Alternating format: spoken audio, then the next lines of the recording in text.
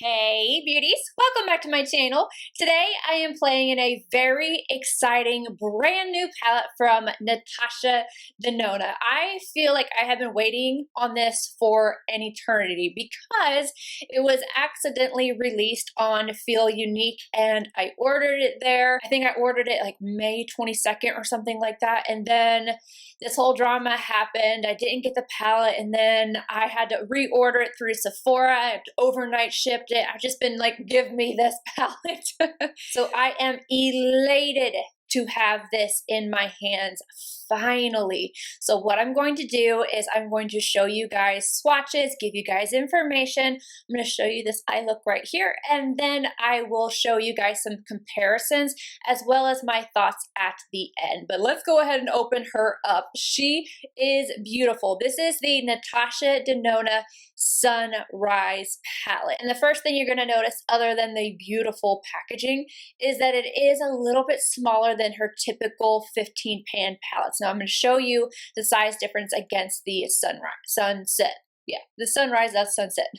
This is the sunset palette right behind, so you can see the size difference. The packaging is plastic, and then it has like that grippy kind of material on the back, kind of like the NARS packaging. And as you can see, it has the hole so you can pop out each of the shadows if you would like. And then you get your large mirror, and these are the shades. They're so pretty. They are so pretty. I'm here for it. I'm so here for it. Okay, let me go ahead and get into the details. It retails for $65 and you're getting 19.25 grams of product. The Sunrise palette is a palette inspired by the warm glow of a morning sunrise with sunny yellows, crimson corals, earthy browns, and powerful pinks, all made to melt together in perfect harmony. It features 15 brand new shades in Natasha Denona's iconic formulas. These shades are packed with highest quality ingredients to create buttery soft textures that blend seamlessly for vibrant, ultra pigmented, long-lasting looks. The duochrome's velvety mattes and sparkling metallic hues will elevate your senses and inspire you to create your very own radiant works of art. One more quick peek at the palette before I show you guys the swatches. First we have Poppy, which is a crimson bronze metallic, Citrine, warm yellow matte, Phlox, burnt warm crimson metallic, Awakening, a lavender nude duochrome, Laurel, peachy champagne metallic, Aster, violet mauve duochrome, Glory, fuchsia matte, Azalea, pink copper duochrome, Morgan, pastel coral creamy matte, agate champagne apricot metallic, clove dark maroon creamy matte, carnelian burnt light orange creamy matte, jasper bright terracotta creamy matte, morning light apricot creamy matte, day spring nude bronze metallic. Now I'm going to go ahead and get into this eye look, and then I'm going to give you guys my thoughts and comparisons. I'm going to start off with the shade Morning on a Sonia G Blender Pro. I'm going to go right above the crease. Just back and forth motions, and then I will slowly work it up as a transition shade.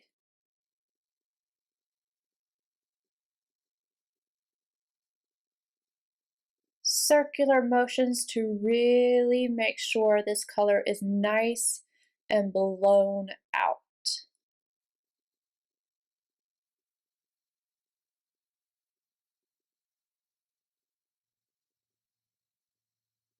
Isom G34 in the shade Citrine. I'm just picking up a small amount of that, and I'm just going right around the edges very lightly. Just want to add a hint of that yellow right around the edges, but I don't want too much. Isom S33, and I'm going to grab the shade Morgan. I am applying this directly into the crease first. That's so pretty. And then I'm slowly going to work it up so that when I'm looking straight ahead you can see the color, but I don't want to completely cover up the last two shades that I did. Just want them to blend together. These mattes are performing very well so far. I don't even have fallout. Making sure to connect this outer corner here. Rephr P07C in the shade Clove. I'm going to start this on the outer corner.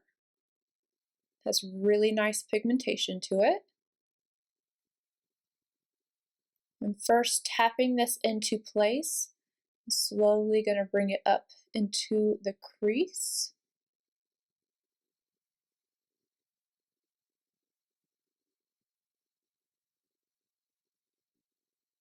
Taking my time with this and just little tiny circles to blend it into the crease. Back and forth windshield wiper motions as well. I'm going to apply this to the inner corner, just tapping motions. And then circular motions to blend. I grabbed a new Rephr P07C and now I'm going to grab the shade Phlox. I'm taking this directly into the crease first. Then I'm going to bring it around just like I did the last shade.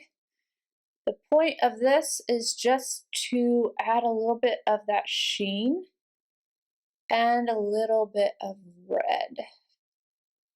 Just a little red hue to it. Going very lightly, and this is going down really well. I'm going to bring it in on the lid just a little bit. And I'm still, like, I have not gotten a lot of fallout, which is amazing, especially with these darker shades. And a fluffy brush. I'm going to go back in with Clove, and I'm just going to tap to re-emphasize the depth on the inner and outer corner. MAC 242, and I'm going to grab this shade to highlight my brow arch. I'm not sure how to pronounce that. It's like agate, I don't know. So it's just this beautiful gold shade. This is insane. These are working out so well. I'm so happy. Look at that. Very little product on my brush too. Beautiful. MAC 242 again, and I want to pick up this metallic purple shade. I am going to put this directly on the center of the lid, and then I'm going to tap around the edges to blend it out.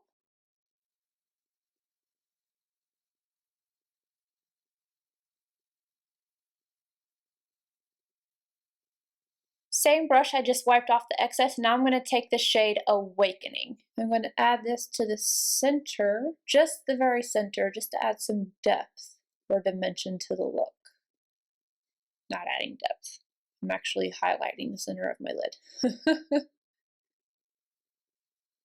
And I specifically chose this shade because it wasn't going to be too dramatic of a difference, but it was just going to add a little something.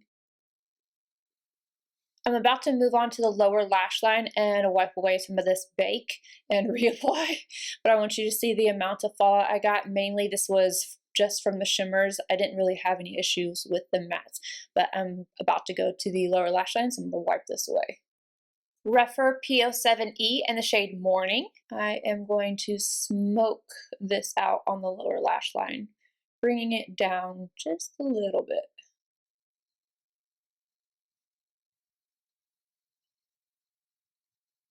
I'm using the same brush, and now I'm going to grab the shade Morgan, and I am going to try to apply this just a little bit closer to the lash line, just not dragging this one down quite as far.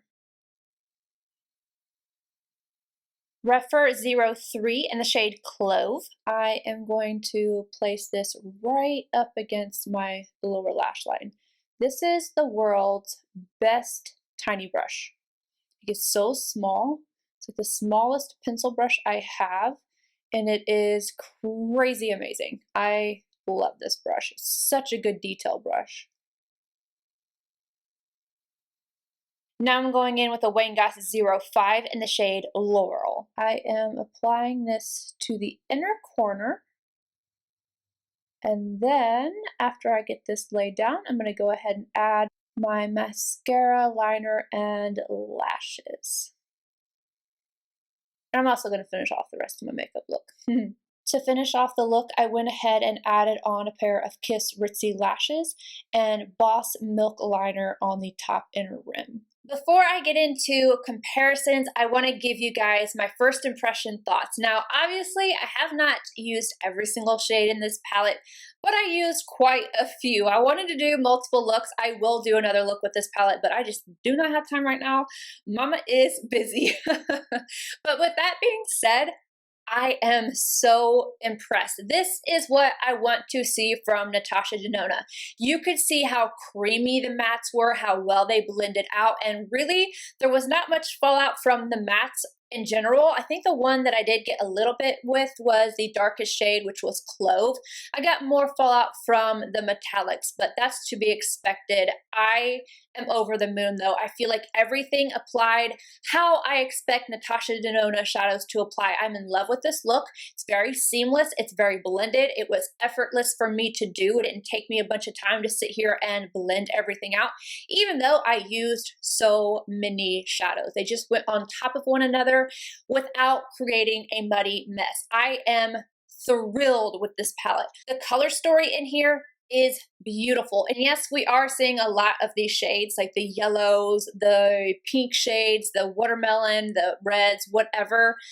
But I'm really enjoying this. I feel like this is more up my alley than what the Sunset is. Now, if you compare the two, this one's definitely more red, orange, yellow than this one.